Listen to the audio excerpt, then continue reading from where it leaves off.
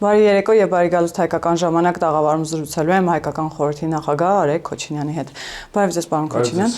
Պարոն Քոչինյան, նախընտրական շրջանում կարծես թե շատ է խոսվում այսպես պատերազմի եւ խաղաղության խոսույթներն են պարբերաբար եւ կողմերը միմյանց են մեղադրում։ Մի կողմից վարչապետն է, որը ասում է պատերազմի եռագլուխ կուսակցությունը, մյուս կողմից Կարապետյանները, որը ասում են իշխող ուժն է պատերազմ սադրելու Ռուսաստանի հետ, խոսքը տնտեսական պատերազմի մասին է։ Ինչ է կատարվում ընդհանուր առմամբ։ Այն, որ խաղաղության եւ պատերազմի հարցերը դառնալու են այս ընտրական գործընթացի թիվ 1 քննարկման թեման, դա ակնհայտ էր, որովհետեւ իսկապես այս ընտրություններով հայ ժողովուրդը մի քանի կարևորագույն հարցերի է պատասխանելու։ Պատասխանելու է պատերազմ թե խաղաղություն, ուրեմն գուբերնիա թե ինքնիշխանություն, ռուսակենտրոն արտաքին քաղաքականություն թե հայաստանակենտրոն արտաքին քաղաքականություն։ Փակվում է թե չի փակվում Արցախյան շարժման էջը եւ եւս մի քանի կարևորագույն հարցերի, որոնք որ շատ ուղիղ կերպով իրականում կապված են պատերազմի եւ խաղաղության հարցերի հետ։ Հիմա ինչ վերաբերվում է պնդումներին, տեսեք, մի կողմից կա հայ-ադրբեջանական կարգավորման գործընթացի շատ հստակ թղթաբանական բազա եւ շատ հստակ պայմանագրային բազա, պայմանավորվածություններ, դա խաղաղության համաձայնագիրն է նախաստորագրված, դա TRIP-ի պայմանագիրն է, դա սահմանազատման սահմանագծման գործընթացի վերաբերյալ փաստաթղթերն են, երկու ուրեմն այդ հանձնաժողովների կանոնադրությունները եւ այլն։ Հիմա որևէ ուժ, որը ուրեմն առանց վերապահումների իր աջակցությունը չի հայտնում այս փաստաթղթային բազային, ըստ էության չի կիսում խաղաղության օրակարգը եւ հարցականի տակ է դնում խաղաղության օրակարգը։ Խաղաղության օրակարգի որևէ ռևիզիայի փորձ, որևէ վերաձևակերպման փորձ բնականաբար չի ընդունվելու Ադրբեջանի կողմից, բնականաբար այդ մարդիկ մենք հասկանում ենք ում մասին է խոսքը, ռևիզիա ասելով նկատի ունենալու երրորդ կողմի իրենց դեպքում Ռուսաստանի ներգրավում process-ի մեջ, որը չի ընդունվելու Ադրբեջանի։ Երաշխավորի ինստիտուտի մասին եք խոսում հայտնի։ Դե իրանց համար երաշխավորը մենակ մի պետություն է, ասում չի լինում ուրիշ երաշխավոր։ Չի լինում, որ դու ռուս օլիգարխ լինես ու համար երաշխավոր օրինակ լինի Եվրոպական միությունը, այդպես չի աշխատում։ Ով որ մտածում է այդպես աշխատում, ինքը Գյուլյան ստատի հեքիաթներին է հավատում։ Հիմա այդ պայից սկսած Ադրբեջանը ունենում է երկու ուրեմն սցենար, որով ինքը աշխատելու է։ Մեկը դա մեր այդ խոսակցությունը դադարեցնել եւ շարունակել խոսակցությունը Ռուսաստանի հետ, իսկ մեր փոխարեն խոսելու է Ռուսաստանի հետ, ինչը բերում է մեր համար սովորաբար կատաստրոֆիկ հետևանքների, որովհետեւ ամեն անգամ ռուսները ինչ-որ մեկի հետ մեր թեմայով խոսալուց զիջում անում են որպես կանոն մեր հաշվին։ Վերջին 100 տարվա մեջ ռուսները մեր հաշվով խոսում էին թուրքերի հետ ու անընդհատ զիջում էին։ Եվ մյուս տարբերակը դա հենց կոնֆրոնտացիայի շարունակության տարբերակն է, որը այս պայությամբ ավելի հավանական է, որտեղ ես նաև չեմ տեսնում հնարավորություն, որ ռուսներն ու ադրբեջանցիները իրար մեջ կարողանան ինչ-որ բան պայմանավորվել։ Այնպես որ պնդումը նրա, որ ուրեմն այդ եռագլուխ կուսակցության հաղթանակի գալը էականորեն նվազեցնում է խաղաղության սցենարը եւ ռեանիմացնում է էսկալացիայի սցենարը, ինքը ճիշտ պնդում է։ Հիմա ինչ վերաբերվում է հակառակ կողմի պնդմանը, թե այ պատերազմ Ռուսաստանի հետ։ Եթե դուք նկատել եք, Հայաստանում Ռուսաստանի վերաբերյալ ուրեմն դիսկուրսի, բացասական դիսկուրսի խորացումը ինքը կապված է միմիայն Ռուսաստանի գործողությունների հետ։ Այդ չի եղել ինչ որ թեմա, որտեղ հայկական կողմը գնա էսկալացիայի, որտեղ հայկական կողմը իրավիճակը սրի։ Հակառակը հայկական կողմը միշտ փորձում է իրավիճակը նորմալ պահի, գործընկերային պահի։ Մինչև այս պահը կա հստակ խնդիր երկաթ գծերի հետ կապված։ Դա խնդիր է, դա հարց է, որը պետք է լուծում ստանա։ Հայկական կողմը առաջարկել է, որպեսզի ռուսական կողմը իր կոնցեսիայի շրջանակում անի ներդրումներ, ըստ էության ստացել է մերժում։ Հայկական կողմը առաջարկել է, որպեսզի ռուսական կողմը այդ կոնցեսիան եթե ներդրումները չի անում, վաճառի, այդ թվում նաև իր համար բարեկամական մի որևէ երրորդ երկրի, ըստ էության ստացել է մերժում։ Բայց հարցը, որը որ դրված է սեղանին, չի լուծվում, խնդիրը չի լուծվում։ Ռուսական կողմը մերժելով հայկական կողմի առաջարկները չի գնում խնդրի լուծման, խնդրի կարգավորման, ինչը ստիպելու է այ վերջո գնալ այդ կոնցեսիայի պայմանագրի չեղարկման։ Հիմա այդ հարցում նորից եմ ուզում կգնել, էսկալացնող կողմը Ռուսաստանն է, ոչ թե Հայաստանը։ Իսկ ինչի է Ռուսաստանը գնում էսկալացիայի։ Շատ բարձր պատճառով, որովհետև հայկական ուրեմն, որովհետև մեր կողմը փորձում է պետականություն կառուցել, որովհետև մեր կողմը փորձում է ուրեմն խնդիրները լուծել, ոչ թե այդ խնդիրները սառեցնել, ոչ թե այդ խնդիրները արկախել, ոչ թե այդ խնդիրները կապել ռուսական քմահաճույքների հետ։ Ինչի այդպես, ոչ թե նրա համար, որովհետև ռուսները վատն են կամ չարն են, որովհետև ռուսական կայսրությունը նմանը մնացած բոլոր կայսրություններն իրենք չեն հանդուրժում եւ չեն ընդունում, երբ որ իրանց նախկին գաղութները փորձում են դառնալ պետություն։ Եվ ամբողջ հարցը հիմա հետեւյալն է, մեր այս ստեղծարար էներգիան ավելի հզոր կլինի, թե իրենց կործանարար էներգիան։ Պարոն Քոչինյան, նաև հասկանանք, թե ինչու այսքան մեծ աշխարհաքաղաքական նշանակություն են ստացել հատկապես այս տարվա ընտրությունները։ Մենք տեսնում ենք ամենատարբեր կենտրոններ, այսպես խոշորացույցով կամ մանրադիտակի տակ են պահում Հայաստանը, հետևում են գործընթացներին, սպասում են հունիսի 7-ին եւ դրա արդյունքներին։ Եվ մենք տեսանք ուղիղ միջամտություն Մոսկվայում, երբ Վլադիմիր Պուտինը ուղիղ իր դեմքով այնպիսի հայտարարություններ արեց, որոնք քիչ թե շատ անսովոր են կարելի ասել։ Այո, դուք իրականում ձեր հարցի մեջ հենց ձեր պատասխանն էլ ասեցիք, որովհետև հենց ռուսական կողմի այն նման բացահայտ միջամտության փորձերը եւ ի տարբերություն օրինակ, եթե հանդիպումները վերցնենք, հա, Պուտինի հանդիպումները Հայաստանի ղեկավարների հետ, օրինակ սեպտեմբերի 3-ին ի տարբերություն հայկական կողմը դիմագրավեց, հասկանում եք, սեպտեմբերի 3-ին Սերժ Սարգսյանը քրտնած կարմրած, վախեցած դուրս եկավ հեվակտուր ձենով ասեց, որ մենք մտնում ենք Եվրասիական տնտեսական միություն, չնայած մինչև այդ երկիրը տարիներով բոլոր հնարավոր ուրեմն մակարդակներում պատրաստվել էր խոր եւ համապարփակ առևտրի շրջանակային համաձայնագիրը ստորագրել Եվրոպական միության հետ։ Այս անգամ նույնիսկ կամերաների առաջ, հա, հայկական կողմը չզիջեց եւ բոլոր բարձրացված հարցերին կետ առ կետ տվեց իր պատասխանը եւ դա է օրինակի համար իմ կարծիքով մեծագույն պատճառը, որ մենք ստացանք Եվրոպական միության այն աջակցությունը, որը մենք ստացանք դրանից շաբաթներ անց։ Այսինքն Հայաստանը գալիս երկրորդ քաղաքացիական առաքելությունը եվրոպական, որը պետք է մեզ աջակցի հիբրիդային սպառնալիքների դեմ դիմագրավելու համար։ Ինչի, որովհետև օգնում են նրան, ով որ ի վիճակի է պատասխանելու, օգնում են նրան, ով որ ի վիճակի է ինքն իրեն պաշտպանելու։ Եվ միայն դա է տարբերությունը ըստ էության այս ընտրությունները եւ օրինակ նախորդ ցիկլի ընտրությունները, որտեղ նախորդ ցիկլի ընտրություններում եվրոպացիները, ամերիկացիները մեզ չէին ընկալում որպես երկիր, մեզ չէին ընկալում որպես պետություն, մենք մեզ չէինք պահում որպես երկիր կամ որպես պետություն, մենք մեզ պահում էինք որպես ծայրագավառ, մենք մեզ պահում էինք որպես ֆորպոստ, իսկ ֆորպոստին ով պետք է օգնի, ինչի պետք է օգնի, հասկանում եք, դա է տարբերությունը, որ դու սկսել ես քեզ պահել որպես պետություն, այո, կա ուժային կենտրոն, որը համաձայն չի քո պետություն լինելու, բայց բնականաբար կան նաև ուժային կենտրոններ, որոնք համաձայն են քո պետություն լինելու։ Հիբրիդային պատերազմի դեմ տարվող այս աջակցության տրամաբանության մեջ, պարոն Քոչինյան, ամբողջությամբ հենվում ենք Եվրամիության աջակցությանը, թե հայկական կողմը արդեն ունի որոշակի հստակ գործիքակազմ եւ պատկերացում, թե ինչպես է տարվելու այդ գործընթացը եւ նաեւ ի հավելումը նախորդ հարցի Ռուսաստանում Վլադիմիր Պուտին-Փաշինյան հանդիպանը պատահական էր, որ վարչապետը խոսում էր ժողովրդավարության, ժողովրդավարական արժեքների, ազատ ինտերնետի մասին եւ չեք կարծում, որ դա որոշակիորեն գրգռեց, այսպես ասած, Վլադիմիր Պուտինին։ Առաջին հարցի հետ կապված, տեսեք, Աստված չանի, մենք մեր ամբողջ հույսը դնենք եվրոպացիների վրա, որտեղ ըստ էության վերջին բոլոր փուլերում եվրոպացիները բոլոր տեղերը, որտեղ որ հույսը դրել են մենակ իրանց վրա, պարտվել են։ Վրաստանում պարտվել են, Մոլդովայում, եթե մենք հաշվենք մենակ Մոլդովայի ներսում քվեարկությունը պարտվել էր, ըստ էության Մոլդովայում քվեարկությունը փրկվեց Եվրոպայում մոլդովական սփյուռքի քվեարկության միջոցով։ Այնպես որ դա շատ վատ սցենար կլինի, եթե մենք մեր հույսը դնենք միայն այն տեղի վրա, մենք մեր հույսը պետք է դնենք առաջներթին մեր վրա, օգնել չի նշանակում գալ մեր փոխարեն մեր հարցերը լուծել, եւ այստեղ մենք ունենք շատ մեծ խնդիրներ, շատ մեծ անելիքներ ունենք։ Հայաստանում լրջագույն ճգնաժամ կա ուրեմն ինստիտուտների նկատմամբ հասարակության վստահության, լրջագույն։ Ես այլևս չեմ տեսնում մարդկանց, ովքեր օրինակի համար պետական գերատեսչությունների տարածած մամուլով հաղորդագրությունները, հայտարարությունները կարդում են, լսում են, լուրջ են վերաբերվում, ծանոթանում են։ Դրա փոխարեն լսում են ինչ-որ անհայտ ծագման բլոգերների, եթերագլուխների, հայտարարությունների եւ այլն, դրանք շատ ավելի պոպուլյար են մեր օրերում դարձել։ Դա իր հետ բերում է իհարկե շատ մեծ մարտահրավերներ, բայց մենակ մարտահրավերների մասին խոսալով հնարավոր չի կանգ առնել։ Ես ուզում եմ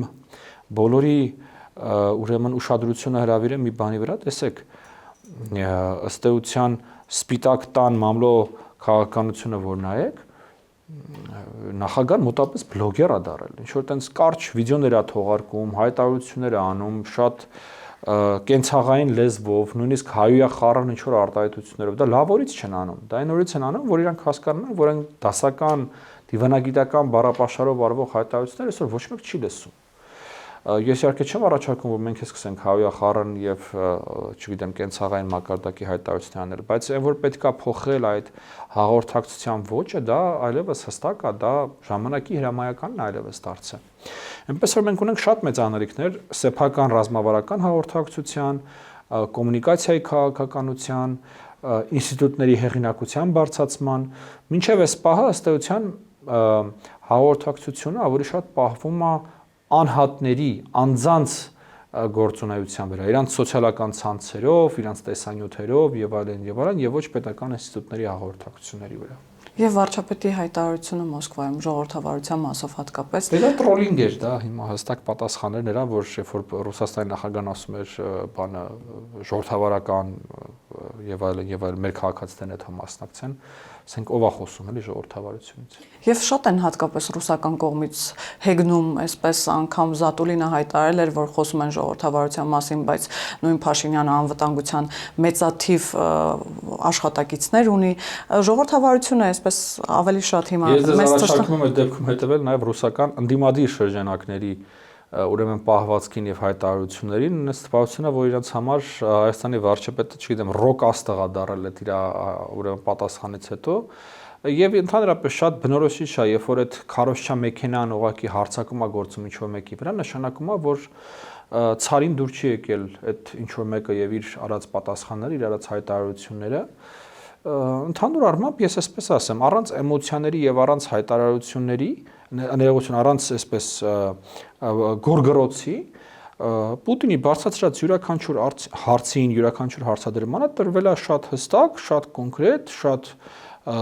բովանդակային պատասխան։ Եվ ինքը չէր սպասում դա, մանավանդ տեսախցիկների առաջ ինքը չէր սպասում դա։ Ես ասեմ ավելին, ես երկար ժամանակ մտածում էի ինչի համար ինքը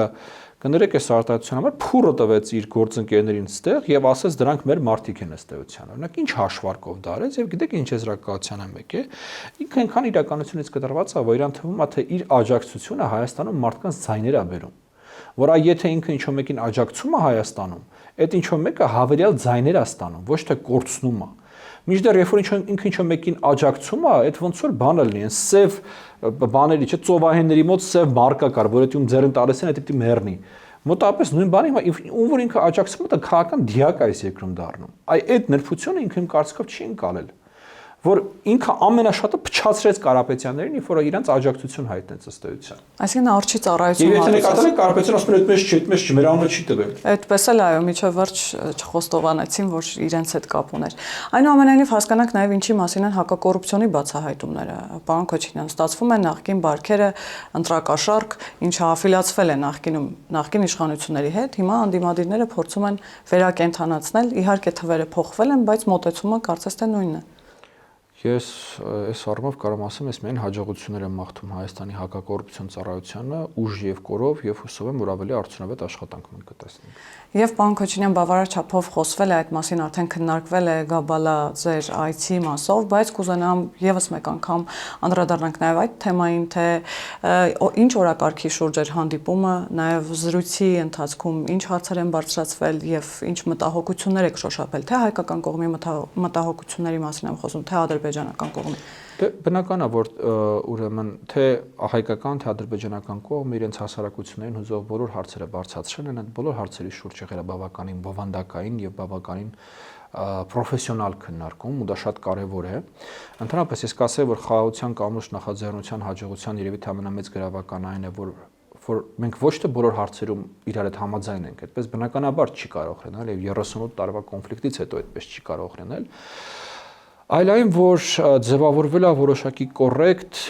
պրոֆեսիոնալ եւ հանդուրժող միմյանց տարակարծությունը միջավայր, որտեղ հնարավոր է բավականին արդյունավետ իր հետ աշխատել, հարցերը քննարկել, այդ տարաձայնությունները տարբեր կողմերից շոշափել, ու գիտեք, այսպես միջազգային հարաբերություններում կան տարբեր հասկացություններ, էլի, կա position, այսինքն դիրքավորում հասկացություն, կա կարիք հասկացություն, որը իրարից շատ տարբեր կարող լինի։ Կա ինչ որ հարց, որը քո դիրքավորումն է,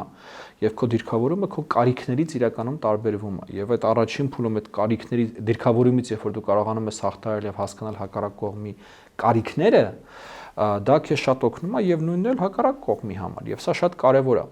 Միևնույն ժամանակ դուք տեղյակ եք, որ մենք ունեցել ենք եւ այստեղ եւ այնտեղ հանդիպումներ պետական պաշտոնյաների հետ։ Այստեղ մենք հանդիպել ենք Հայաստանի անվտանգության խորհրդի քարտուղար Արմեն Գրիգորյանի հետ, այնտեղ Ադրբեջանի նախագահի օգնական Հիկմետ Հաջիևի հետ։ Այդ հանդիպումները նույնպես ունեն աշխատանքային բնույթ։ Մենք թե ադրբեջանցի գործընկերները, թե հայ գործընկերները հնարավորություն են ունենում իրենց ուզող հարցերը տալ պետական պաշտոնյաներին, իրենց դիրքորոշումները հասկանալ, մեսիջներ ստանալ տարբեր ուրեմն ոլորտների վերաբերյալ։ Հիմա ինչ վերաբերվում է այդ քննարկումներին, տեսեք, այնպես չի, որ մենք ինչ որ գաղտնի, գերգաղտնի բաներ ենք այնտեղ քննարկում, բայց իհարկե կա աշխատանքային էթիկա, եւ այդ աշխատանքային էթիկան սահմանում է, որ եթե ինչ որ հարց քննարկվում է պետական պաշտոնյայի հետ, դա մնում է այդ դահլիճում, դա արվում է նրա համար, որպեսզի այդ փորձագետ իր դատողությունների, իր հետազոտությունների, իր քննարկումների մեջ կարողանա ճիշտ ուրեմն հենքից առաջնորդվել, ճիշտ հենքի վրա կառուցել իր դատողությունները եւ որևէ կերպ ուղիղ հղում տալ այդ քննարկումներին կամ այդ ուրեմն հանդիպումներին ես կարծում եմ սխալ է, ցավալիորեն հայկական կողմից մինչև այս պահը մեկ, այսպես ասենք, վրիպակ եղել է մեր պատվիրակներից մեկի կողմից, ով սխալ էր հասկացել իրավիճակը, նաև սխալ էր հասկացել ինչա ասվել Հիկմետ Հաջիևի կողմից եւ հենց ձեր եթերում այդ թեմայով հայտարարություններ արել։ Ես որպես համակարգող հայկական կողմից այս առիթ օգտագործելով ուզում եմ նաև ասել, որ ուրեմն ես համարում եմ սխալ ուղիղ հղումով պետական պաշտոնյային որևէ բան ասելը եւ ոչ աշխատանքային այն միջավայրը, որը որ ձևավորվել է մեր շրջանակում, չհամապատասխանող եւ երկրորդ նաեւ ուզում եմ ասել, որ այն հայտարարությունը, որը որ տեղի է ունեցել, այնքան էլ չի համապատասխանում նրան, ինչ որ ասել էր Հիկմետ Հաջիևը։ Ենթադրում եմ, որ խնդիրը եղել է կամ թարգմանության հետ կամ ուրեմն միմյանց ճիշտ ընկալելու հետ, բայց դա եղել է ավելի շատ ուրեմն հայ փորձագետի Դավիթ Ստեփանյանի ընկալումը իրավիճակի, այլ ոչ այն ինչ որ ասել է ադրբեջանցի պաշտոնյան։ Եվ ընդհանուր առմամբ եւս մեկ անգամ ուզում եմ ասել, որ այստեղ խնդիրը ոչ թե քննարկումների գաղտնիությունն է, այլ կոռեկտությունն է։ Գիտեք, գործընկերային հարաբերությունները պահպանելն է, որովհետև եթե իսկ մենք որոշել ենք, որ մենք շարունակում ենք այս շրջանակում աշխատանքները, ապա շատ կարևոր է այդ կոռեկտությունը պահել միմյանց նկատմամբ։ Եվ մթնոլորտ փոխվում է, պարոն Քոչինյան, դա արդեն 4-րդ հանդիպումն է։ Այո, իհարկե փոխվում է։ Տեսեք, նախ եւ առաջ ես կարող եմ թվերով անգամ այդ փոփոխությունը ցույց տալ։ Եթե առաջին ռաունդում աշխատանքները տեղի են ունենում 5 գումարած 5 ձևաչափում, ապա երկրորդ ռաունդում աշխատանքները արդեն իսկ տեղի են ունենում 20 գումարած 20 ձևաչափում։ Գիտեք, մարդիկ սկսում են իրար ճանաչել, մարդիկ սկսում են իրար անունով դիմել, հասկանալ մարդկանց մոտեցումները, դիրքորոշումները, եւ բնականաբար գնալով ձևավորվում է ավելի ու ավելի աշխատանքային, ավելի ու ավելի բաց միջավայր, որտեղ առանց օրինակ 15 րոպե նախապատրաստելու կարող ես այն հարցը տալ, որը որ դու ուզում ես տալ, որովհետև շատ հաճախ որպեսզի քեզ սխալ չընկալեն, որպեսզի իրավիճակը չզարգանա ուղղակի մրցակցության կամ դե դուք սենց մենք էլ սենց, մենք սենց ուրեմն դուք ես սենց տրամաբանության մեջ, այլ բովանդակություն քննարկվի, եւ գնալով դա իսկ ասի, որ ավելի հեշտ է դառնում։ Սահմանադրության հարցը քննարկվել է, պարոն Քոչինյան, թե ինչու է ադրբեջանական կողմը պարբերաբար հղում անում սահմանադրությանը եւ դա բերում իբրև պատրվակ խաղաղության պայմանագիրը չստորագրելու համար։ Եվ կան իրական խոչընդոտներ, հիմքեր, որ հիմա խանգարում են ադրբեջանական կողմին գնալ խաղաղության պայմանագրի վերջնական ստորագրության։ Ադրբեջանական կողմի դիրքորոշումը այս հարցում չի փոխվել, իրենք շարունակում են համարել, որ Հայաստանի սահմանադրության նախաբանում տեղ գտած հղումը մեր անկախության հռչակագրին, որտեղ ըստ իրենց կա իրենց նկատմամբ տարածքային պահանջ, շարունակում է խոչընդոտ մնալ խաղաղության համաձայնագրի ստորագրմանը, այս առումով իրականում շատ բան չկա խոսելու, որովհետև Հայաստանում արդեն է սկիզբ են առել նոր սահմանադրության ընդունման նախապատրաստական աշխատանքներ եւ մեծ ըստ էության մնում է սպասել տեսնել են դրաֆթը, այն նախագիծը, որը որ կհրապարակվի, կհասկանանք դա ինչ տեքստ է եւ այդ կետից կշարունակենք աշխատանքները։ Բայց սահմանադրական հանրակրվե հասկանում ենք, չէ՞ որ հստակ հնարավոր է որոշակի պայմաններում, եթե օրինակ առավել եւս դա մենք ընդհանրապես մինչեւ սահմանադրական հանրակրվեին հասնելը հրական ընտրություններ եւ մինչեւ հանրակրվեի հնարավոր դառնալը պետք է այդ ընտրությունները դեռ անցնեն եւ սրա գիտակցումն է կա եւ ես կասեի, որ այս պայծությամբ այդքան հեռու դեռևս քննարկումները չեն գնում։ Իսկ ադրբեջանական կողմի մոտ կա որոշակի սպասում ընտրությունների հետ կապված եւ ինչ տրամադրություններ կան նաեւ այդ առումով։ Այո, մոտավորապես այն ինչ որ ես նկարագրեցի հենց հարցազրույցի սկզբում, երբ որ ասում եի, որ կա հստակ ձևավորված ուրեմն օրակարգ, փաստաթղթային բազա, պայմանագրային բազա, քաղաքական բազա եւ բնականաբար որ ադրբեջանական կողմի համար ամենակարևոր հարցն է թե անկախ նրանից թե որ քաղաքական ուժը կհաղթի ընտրություններում, ինչպիսին է այդ քաղաքական ուժի վերաբերմունքը այդ բազայի նկատմամբ։ Մինչև այս պահը մենք տեսնում ենք, որ այն երագլուխ ուրեմն ուժը, որը որ ամենամեծ հավակնորդն է ըստ էության թե խորհրդան անցնելու թե հիմնական մրցակիցն է օրվա իշխանությունների,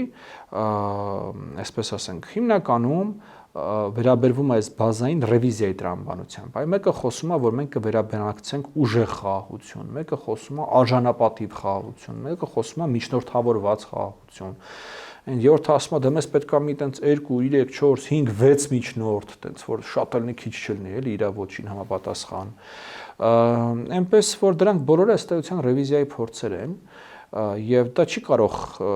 դրական ընկալվել հակառակ կողմում։ Իսկ հայտարարությունները, որոնք երբեմն մեզանում կարող են ընկալվել որպես պոպուլիստական, օրինակ նույն Ղարաբաղը հետ բերելու հետ, օրինակ Վարչեր Կարապետյանների աջակիցներից Ալբերտ Բազարյանը ուղիղ տեքստով ասաց, որ մենք պետք է ժամանակ, որպեսզի մեր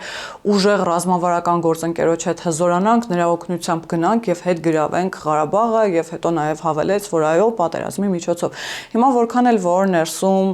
որոշակի գիտակից շրջանակի մոտ ընկալվում է որպես պոպուլիստական հայտարարություն, դա ինչպես է ընկալվում նաև հակառակ կողմից։ Ես որպես պոպուլիզմ չեմ ընկալում, ես դա խղճատակություն եմ որպես ընկալում, ճիշտ ասած, եւ ասեմ դες ավելին, ես դա ընկալում եմ որպես մեծագույն նվեր Ադրբեջանին, որովհետեւ դա ըստ էության ստեղծելու է լեգիտիմություն Ադրբեջանի համար գնալու կոնֆլիկտի սրման ուղղությամբ եւ ըստ էության կոնֆլիկտը տեղափոխելու Հայաստանի Հանրապետության տարածք։ Եվ այդ իրանց ուժեղ դաշնակիցը, որը որ վերջին 5 տարվա ընթացքում զբաղված է ոչ այլ ինչով, քան Հայաստանին գցելով, դրա մեծագույն պաշտպանն ալնելու, որտեղ այդ իրանց ուժեղ դաշնակցին շատ ձեռ է տալի, որ կոնֆլիկտը շարունակվի, կարևոր է կոնֆլիկտը շարունակվի Հարավային Կովկասում, թեկուզ եւ Հայաստանի Հանրապետության տարածքում։ Եվ այդ առումով այստեղ երկու տարբերակ կա, էլի, կամ այդ հայտարարություն անողը ուղղակի խեղկատակ է, կամ այդ հայտարարություն անողը ուղղակի ռուսական ուրեմն պլանն է իրականացնում, իր հայրենիքը Ռուսաստանն է, ինքը պաշտպանում է Ռուսաստանի շահերը եւ իր համար օրինակ բացարձակ խնդիր չի, որ կոնֆլիկտը կշարունակվի Հայաստանի տարածքում, կարեւորը որ կոնֆլիկտը շարունակվի, որտեղ դա է պահանջում իր հայրենիքի շահերը, Ռուսաստանի շահերը։ Նաև հասկանանք, թե ինչու ադրբեջանական կողմում թեկուզ մեդիա մակարդակում հայատյաց քաղաքականությունը շարունակվում է այսպես ոչ նույն ծավալի, բայց այնուամենայնիվ շարունակվում է, այդ առումով ձեր մտահոգությունները։ Դա բնականաբար մեր քննարկման առարկաներից մեկն էր եւ այսպես փորձում էինք հնարավորինս հիմնավորված փաստահեն այդ խոսակցությունը բարձրացնել։ Ադրբեջանական կողմը, ես անկեղծ ասեմ, նույնպես ունի իր արգումենտները նրա վերաբերյալ, թե ինչ է կատարվում Հայաստանում եւ ինչպես են իրենք տեսնում ուրեմն Հայաստանի մեդիա դաշտը եւ Հայաստանի մեդիա դաշտի հատկապես մի քանի ուրեմն գործակալություններ եւ նրանց վարած քաղաքականությունը ընդհանրապես իրենք շատ հաճախ, ես նույնիսկ ասեի, որպես կանոն հայլային ուրեմն քաղաքականություն են վարում, նրան ինչ որ իրանք տեսնում են, բայց ամեն դեպքում, ինչպես դուք նշեցիք, կա որոշակի նվազեցում ուրեմն հայատյացության մակարդակի, հայատյացության դոզայի մեդիա դաշտում եւ բնականաբար մեր խնդիրը պետք է լինի, որպեսզի երկկողմանիորեն այդ ինֆորմացիոն պատերազմը հասնի իր ավարտին։ Արևմտյան Ադրբեջան թեզի մասին եք նաև խոսել, բազմիցս ասել եք, որ դա բլեֆ է Ադրբեջանից վերադառնալուց հետո, բայց պարոն Քոչինյան, արդյոք չի կարող դա ինչ որ ժամանակ Ադրբեջանի համար լավ խաղաքարտ դառնալ նաև, որովհետև տեսնում եք, որ քանի դեռ մենք գնում ենք դեպի խաղաղություն, այո, դա բլեֆ է, քան երբ որ մենք գնանք դեպի պատերազմ, դա կդադարի բլեֆ լինելուց։ Դա հենց դրա համար այդ խաղաքարտը ստեղծվել է։ Այդ խաղաքարտը ստեղծվել է կոմպենսացնելու կամ պատասխանելու համար Արցախահայության Արցախ վերադառնալու իրավունքի հարցին։ Ըստ էության կա երկու սցենար, թե ոնց է իրավիճակը զարգանալու։ Կա սցենար, այսպես ասենք, հույն թուրքական սցենար, որտեղի ունեցավ հույն եւ թուրք բնակչության տարանջատում։ Հույները տեղափոխվեցին Թուրքիայից Հունաստան, թուրքերը Հունաստանից տեղափոխվեցին Թուրքիա, եղավ սահմանազատում, սահմանագծում եւ խաղաղությունը հնարավոր դարձավ։ Եվ կա կոնֆլիկտի շարունակության սցենար, որտեղ մենք շարունակելու ենք խոսել Արցախահայության վերադարձի իրավունքից, իրենք շարունակելու են խոսել այդ ճակերտավոր, այսպես կոչված արևմտյան Ադրբեջանի նարատիվից։ Այդ երկրորդ սցենարի պարագայում ես ուզում եմ, որպեսզի մարդիկ մտքում պահեն մի քանի տենդենսներ։ Հայաստանի բնակչությունը շարունակում է նվազել, Թուրքիայի եւ Ադրբեջանի բնակչությունը շարունակում է ավելանալ։ Հայաստանը ըստ էության դաշնակից այս պայմանությամբ չունի։ Ադրբեջանը ունի Թուրքիա։ ուրեմն այս հաշվարկները մտքում պահելով այլևս հարց չի լինում, թե խաղաղության սցենարը մեզ պետքա, թե մեզ պետք չի։ Ավելի ճիշտ նման հարց լինում է մենակ ձեր նկարագրած այդ մարդկանց ուղեղներում, որոնք նորից եմ կրկնում, էլի, կամ խեղկատակ են, կամ ուղղակի այս երկրի հետ ոչ մի կապ չունեն։ Այսինքն խաղաղության այլընտրանքը կործանարար կարող է լինել Հայաստանի համար, դա նկատի ունեք։ Այո։ Եվ պարոն Քոչինյան, հասկանանք նաև Թուրքիայի վերաբերմունքը եւ մոտեցումները, որովհետեւ մենք այստեղ էլ հայտարարությունների մակարդակում առնվազն տեսնում ենք շատ լավատեսական հայտարարություններ, վերջերս նաև Հական Ֆիդանը խոսեց այն մասին, որ թուրքական կողմը հույս ունի, Անկարան հուսով է, որ շուտով Երևանի եւ Բաքվի միջև կստորագրվի խաղաղության վերջնական պայմանագիրը, բայց գետնի վրա մենք նաև չենք տեսնում հայ-թուրքական հարաբերություններում, այսպես ասած, գործնականում որևէ առաջընթաց նկատի ունեմ սահմանի բացում երրորդ երկրների քաղաքացիների դիվանագիտական անձանց համար, բայց խոսույթում տեսնում ենք, որ այստեղ էլ որոշակի փոփոխություն կա։ Եվ չեք տեսնելու, որովհետև Թուրքիան որոշիչ քայլեր անելու է մենակեն պարագայում, եթե ունենա դրա համար կանաչ լույս Բաքվից, Թուրքիայի եւ Ադրբեջանի հարաբերություններն այնպեսին են եւ Թուրքիայի քաղաքականությունը Հարավային Կովկասում այնպեսին է, որ Թուրքիան Հայաստանի հետ հարաբերությունների կարգավորմանը գնալու է մենակ մի պարագայում, եթե այդ թեմայով կանաչ լույս ունենա Ադրբեջանից։ Իսկ Ադրբեջանի համար հայ-թուրքական սահմանի բացումը իրենց ձեռքի ամենակարևոր խաղաքարտն է։ Իրենք հասկանում են, որ դա մեր տնտեսության, մեր արևմտյան ցանկությունների հետ կապված ամենակարևոր հարցն է մեզ համար, եւ իրանք ամենավերջինն են այդ խաղաքարտը դնելու սեղանին, երբ որ վստահ լինեն, որ Հայաստանի եւ Ադրբեջանի միջև խաղաղություն այլևս անշրջելի է։ Այսինքն, որքան էլ այդ պնդումը բազմիցս արվել է, այնուամենայնիվ հայ-թուրքական հարաբերությունների բանալին եւս Բաքվում է եւ հայ-ադրբեջանական կարգավորումն է։ Եվ վերջում, պարոն Քոչինյան, ելի վերադառնալով ընտրություններին, արդյոք ընտրություններով է պայմանավորված այս բոլոր գործընթացները նկատի ունեմ խաղաղության պայմանագիր, TRIP։ Այս բոլոր գործընթացների մեջ ամենամեծ փոփոխական ընտրություններն են եւ ըստ էության այս բոլոր գործընթացների ճակատագիրը կապված են ընտրությունների հետ։ Եվ պարզ կլինի հունիսի 8-ին։ Այո։ Շնորհակալ եմ, պարոն Քոչինյան։ Հիշեցնեմ, որ զրուցակիցս Հայկական խորհրդի նախագահ Արեգ Քոչինյանն էր, կհանդիպենք։